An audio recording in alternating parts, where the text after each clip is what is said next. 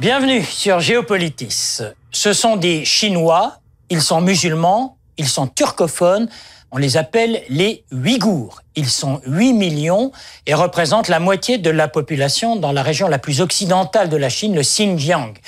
Et pourquoi entend-on parler de ces Ouïghours depuis quelques années ? Eh bien parce que derrière toute une ethnie qui se plaint d'être maltraitée, discriminée dans son existence par le pouvoir central de Pékin, il y a une frange d'extrémistes, de terroristes, qui n'hésitent pas à commettre des attentats aussi spectaculaires que meurtriers. Disons-le tout de suite, tous les terroristes de là-bas ne sont pas des Ouïghours et tout aussi important, tous les Ouïghours ne sont pas des terroristes. Comme toujours, le conflit ne se réduit pas à sa dimension ethnique ou religieuse, même si ces deux composantes sont évidemment présentes. L'affrontement, il se situe d'abord entre les Ouïghours, donc une des minorités chinoises, il y en a une cinquantaine, et l'ethnie Han, cette ethnie ultra majoritaire en Chine puisqu'elle regroupe 90% de la nation. Question: que veulent-ils, ces Ouïghours, et que peuvent-ils face au rouleau compresseur chinois qui réduit toute la question ouïghour à sa seule dimension terroriste? Le Xinjiang, ce n'est pas un petit bout de province. C'est grand comme 3 fois la France, 1 700 000 km². Et c'est, on le voit sur la carte, la région la plus occidentale de la Chine. Xinjiang, autrefois, cela s'appelait le Turkestan oriental. C'est tellement étendu que cette région possède 5400 km de frontières communes avec ses voisins, ses 8 voisins, dont la Mongolie, le Kazakhstan et le Pakistan. Ajoutons que le Xinjiang jouxte une autre région problématique pour Pékin, le Tibet.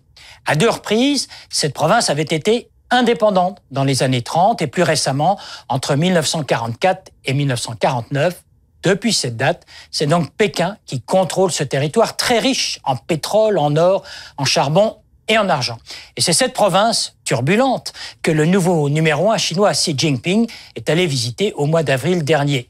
Comme pour bien montrer sa détermination, le pouvoir chinois a du reste organisé au mois de mai un grand procès public à la chinoise, 55 accusés face à 7000 spectateurs. Et dans le procès que l'on voit ici, tout récent, filmé par la TV chinoise, on s'apprête à condamner à mort les 2 assassins d'un imam nommé par Pékin et jugé trop proche du pouvoir. Autre sentence qui a fait réagir le monde entier il y a 1 mois, la condamnation à la prison à perpétuité d'un intellectuel ouïghour, Ilham Tohti, un professeur d'université qui avait eu le tort de dire à ses étudiants lors d'un cours que le Xinjiang appartient d'abord au peuple ouïghour.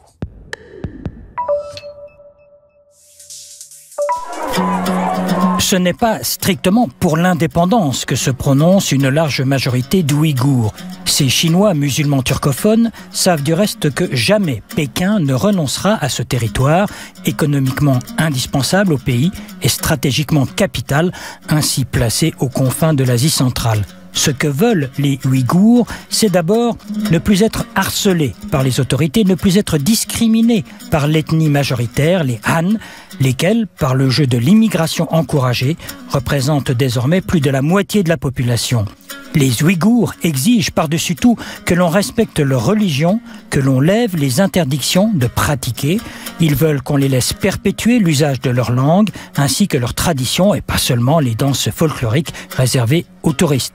Ils refusent d'être constamment surveillés, de voir leur domicile perquisitionné et exigent aussi un traitement équitable en matière de recherche d'emploi et de niveau de salaire.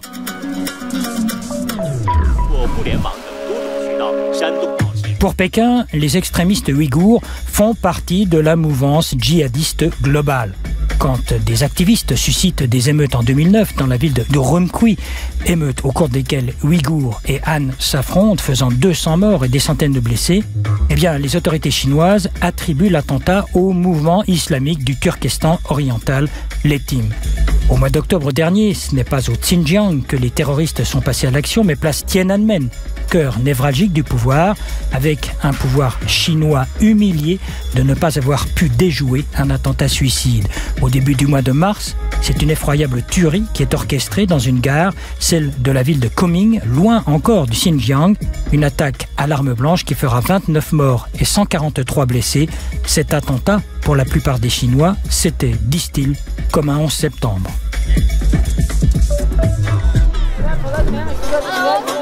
Au fur et à mesure de son expansion, l'Empire chinois a agrégé au total 55 minorités qui représentent un peu plus de 8% de la population, ce qui fait tout de même 114 millions d'individus sur un total de 1,3 milliard de Chinois. Fait remarquable, ces ethnies minoritaires, elles, occupent plus de 60% du territoire. Il y a les Mandchous, 11 millions d'âmes, il y a les 14 à 20 millions de citoyens de l'ethnie Zhuang au sud, puis une dizaine de millions de Chinois musulmans qui ne sont pas ouïghours, sans oublier les Mongols, 6 millions, et bien sûr les Tibéto-Birmans, un peu plus de 6 millions. Tout cela représente un grand risque de désintégration, dit le président chinois Xi Jinping, qui veut éviter à son pays une décomposition telle que celle qui s'est produite, par exemple, dans l'ex-URSS. Pour Pékin, la stabilité et l'existence même de la nation sont en jeu.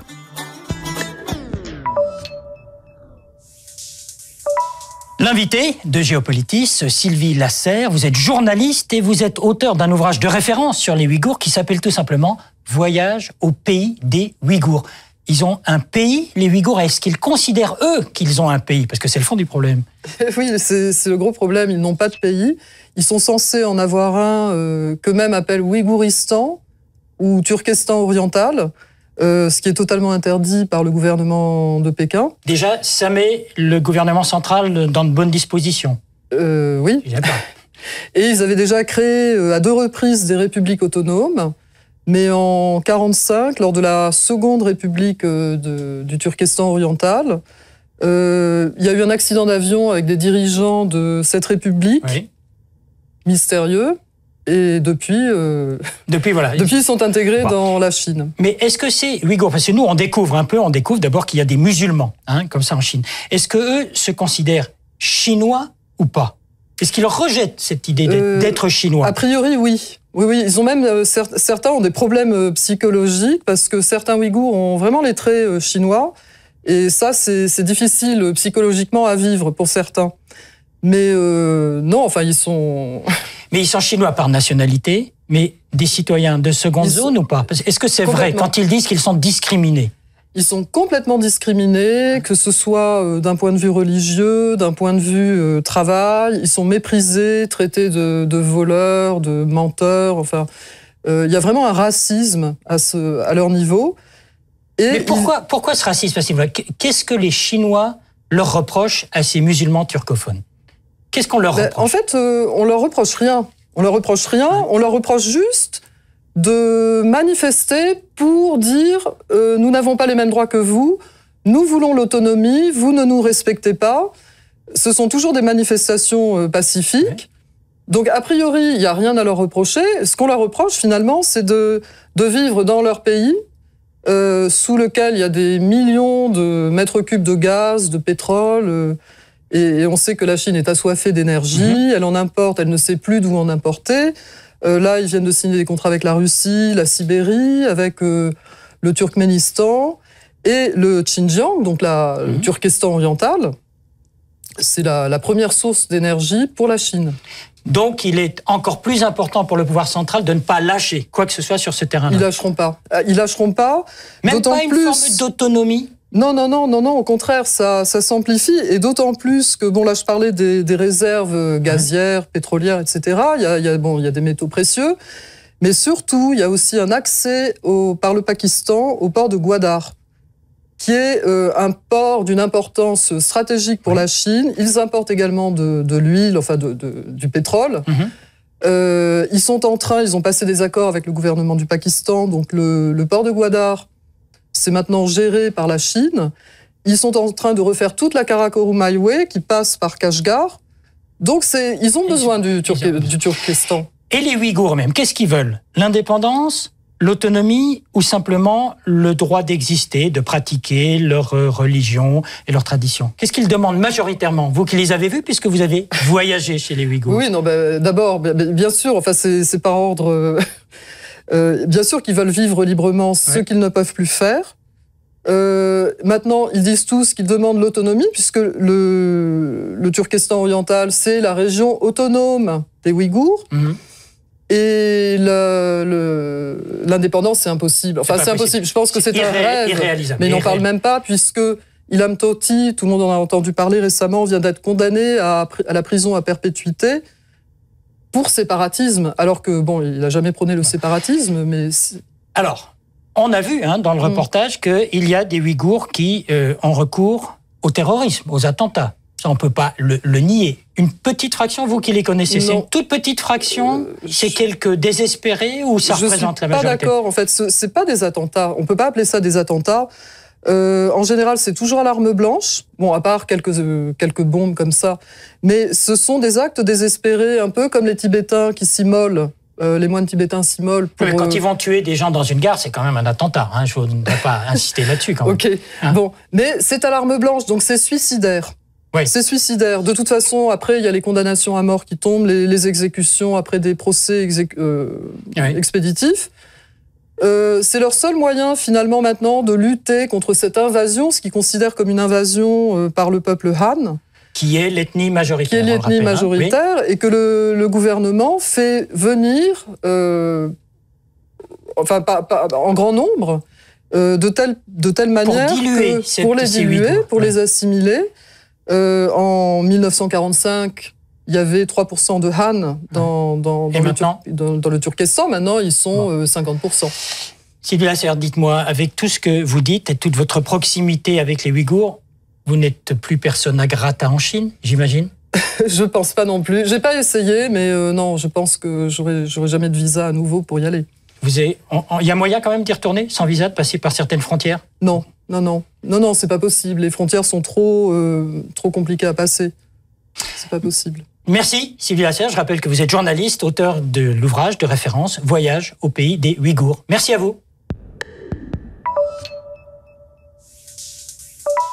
Avec l'arrivée de Xi Jinping au plus haut niveau du pouvoir en Chine, on avait cru, parce qu'on avait envie d'y croire, à une réelle ouverture, à la concrétisation d'une certaine forme de liberté d'expression et à une prise en compte des droits de l'homme, en tout cas tel que l'on retient ces deux concepts dans le monde occidental. Croyance et espérance bien déçues depuis son accession aux 3 fonctions suprêmes de secrétaire général, du parti, de chef des armées et de président. Xi Jinping n'a fait que renforcer son pouvoir et ses prérogatives. C'est ainsi que le culte du chef réapparaît en Chine. Et comme le dit le président, le chef, lorsqu'il y a contestation, il faut, je le cite, il faut tuer le poulet pour effrayer la basse-cour. Eh bien, le poulet, ce peut être Ilham Tohti, cet intellectuel ouïghour condamné, on l'a dit, à la prison à perpétuité, entre autres motifs pour collusion avec la presse étrangère. Le poulet, c'est peut-être Tsering Veser, l'une des rares voix tibétaines à oser encore s'exprimer sur Internet quand elle le peut. Le poulet, c'est aussi ce vieux révolutionnaire de Wang Zhirong, 81 ans, arrêté en pleine nuit parce qu'il avait dénoncé des affaires de corruption. C'est la réalité. Depuis l'arrivée de Xi Jinping, un courant ultra-autoritaire souffle sur la Chine. Et sur la page web de Géopolitis, préparée par David Nicole, vos commentaires sur cette émission, à votre disposition des vidéos, de l'infographie, des sites internet, des archives, la possibilité de podcaster cette émission de la RTS. Et vous êtes toujours les bienvenus sur Géopolitis.